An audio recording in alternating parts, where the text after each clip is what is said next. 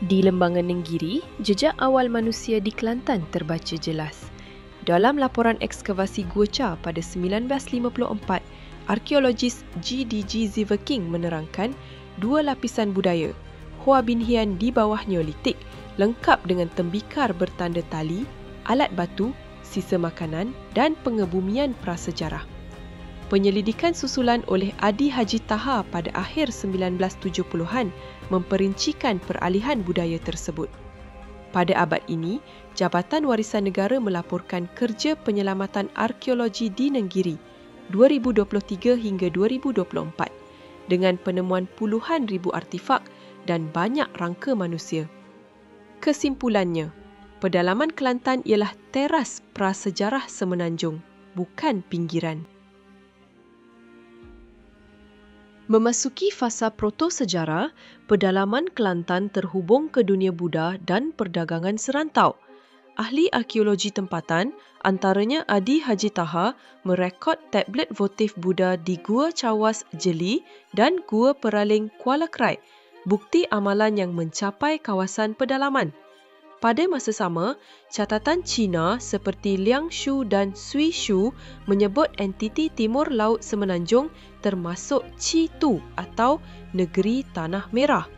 Dalam bacaan moden, Paul Whitley melalui The Golden Chersonese menempatkan Kelantan dalam orbit maritim yang sama dengan Langkasuka yang ramai sarjana letakkan di sekitar Patani.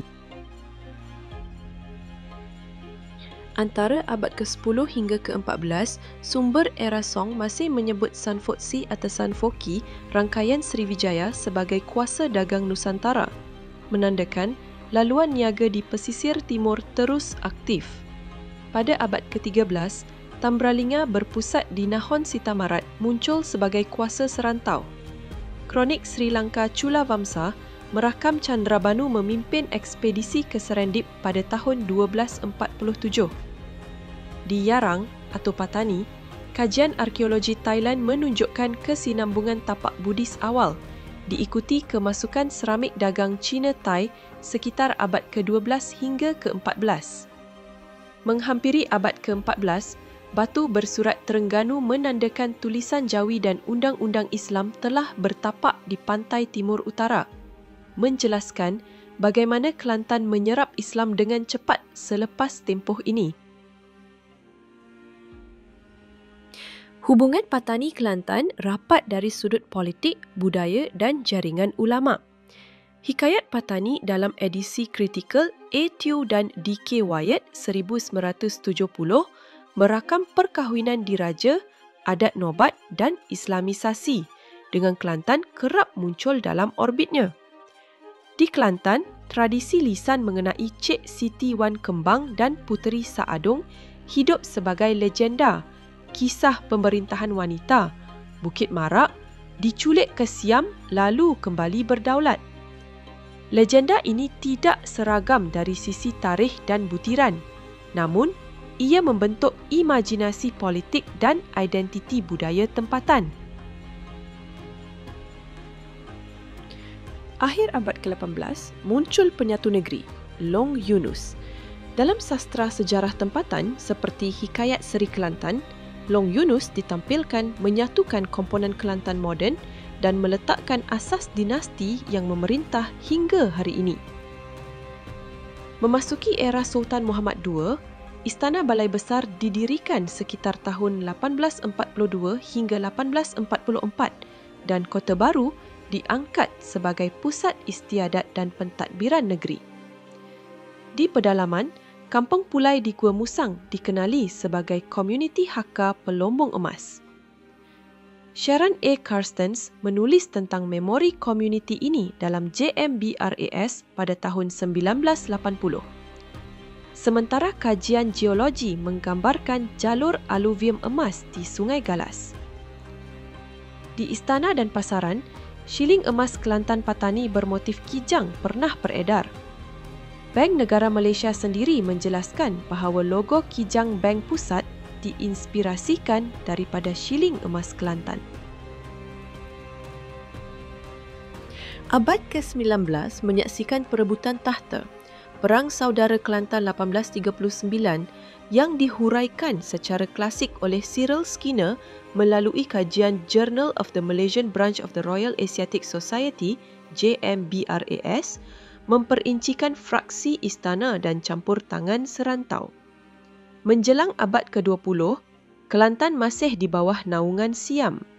Pada tahun 1903, W.A. Graham dilantik sebagai penasihat dan beliau menulis Kelantan, A State of the Malay Peninsula 1908 yang menggambarkan pentadbiran serta masyarakat ketika itu. Kemudian, pada 10 Mac 1909, termeterai Perjanjian Inggeris-Siam di Bangkok. Artikel 1 memindahkan all rights of suzerainty, protection, administration and control ke atas Kelantan bersama Kedah, Perlis, Terengganu kepada British. Pada tahun 1910, J.S. Mason menjadi penasihat British yang pertama di Kelantan. Di Pasir Putih, tekanan cukai dan perubahan pentadbiran menyalakan pemberontakan Tok Janggut pada tahun 1915. Tarikh gugurnya, 24 Mei 1915, dirumus dalam Ensiklopedia Antarabangsa dan Kajian Tempatan. Naratif kolonial menekankan pemulihan ketertiban, sementara Ingatan Rakyat Kelantan mengangkat Haji Hassan bin Munas sebagai lambang maruah anak negeri. Kronologi pertempuran disepakati, tafsiran makna berbeza mengikut sumber. Menurut rekod Australian War Memorial, pendaratan Jepun di pantai Sabak Kota Baru bermula sekitar 1.45 pagi pada 8 Disember 1941, sekitar 40 minit lebih awal daripada serangan ke atas Pearl Harbor mengikut zon waktu. Pertempuran sengit berlaku di pantai dan di lapangan terbang. Pertahanan ditembusi dan kempen Melaya bergerak ke arah selatan. Kelantan menjadi pintu masuk perang besar ke Tanah Melayu. Selepas tahun 1957, Kelantan membentuk identiti politik yang tersendiri. Antara tokoh berpengaruh abad ke-20 ialah Tuan Guru Nik Abdul Aziz Nikmat, Menteri Besar antara tahun 1990 hingga 2013, yang sering diulas media antarabangsa sebagai contoh kepimpinan berteraskan agama dalam negeri moden. Pada 2019, media arus perdana melaporkan Kerajaan Negeri Kelantan menarik balik saman terhadap Petronas dalam episod panjang royalti petroleum berasaskan Perjanjian Petroleum 1975 dan Akta Pembangunan Petroleum 1974. Perbahasan yang berkait dengan pembangunan dan rasa keadilan rakyat. Dalam ranah budaya, UNESCO menyenaraikan Mak Yong sebagai warisan budaya tidak ketara pada 2008. Dan Jabatan Warisan Negara memaklumkan pencalonan wayang kulit Kelantan ke UNESCO. Dari sisi istana, Sultan Muhammad ke-5 diisytihar Sultan Kelantan pada 13 September 2010. Dipilih sebagai Yang di-Pertuan Agong 15 pada 2016 dan meletak jawatan pada 6 Januari 2019. Peristiwa pertama seumpamanya, sebelum meneruskan pemerintahan sebagai Sultan Kelantan.